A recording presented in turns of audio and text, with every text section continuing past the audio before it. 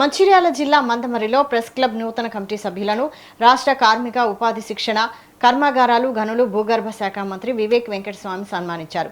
ఈ సందర్భంగా జర్నలిస్టులు అక్రిడేషన్ల మంజూరు, డబుల్ బెడ్రూమ్ ఇళ్ల కేటాయింపు, 45 ఏళ్లు దాటిన జర్నలిస్టులకు ఉపాధి అవకాశాలు, పిల్లలకు ఫీజు రాయితీలు తదితర సమస్యలను మంత్రి దృష్టికి తీసుకెళ్లారు.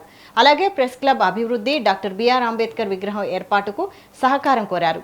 జర్నలిస్టుల సమస్యలను ప్రభుత్వం దృష్టికి తీసుకెళ్లి పరిష్కారానికి కృషి చేస్తానని మంత్రి హామీ ఇచ్చారు. అనంతరం ప్రెస్ క్లబ్ ఆధ్వర్యంలో మంత్రిని సన్మానించి మంత్రి దంపతుల చిత్రంతో రూపొందించిన జ్ఞాపికను అందజేశారు.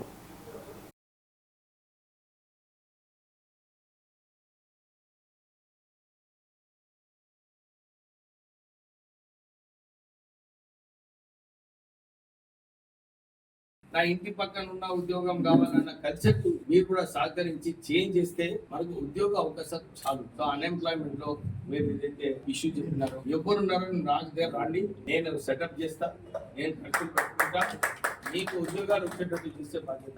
కానీ ట్రైన్ అయ్యే బాధ్యత లోకల్ ట్రైన్ కావాలి. ట్రైన్ కాకుండా ఎవరు కూడా తీసుకు. నేను ఒక విచిత్రమైన ఒక విషయం ఇజ్రాయెల్ నుంచి వాళ్ళు వచ్చారు, మనం మంచి సెలెక్ట్ అయ్యింది. కానీ ఎవరు ఉద్యోగం ఇస్తారు? అక్కడ ఉన్న కాంట్రాక్టర్ ఉద్యోగం ఇస్తారు. అవునా కదా?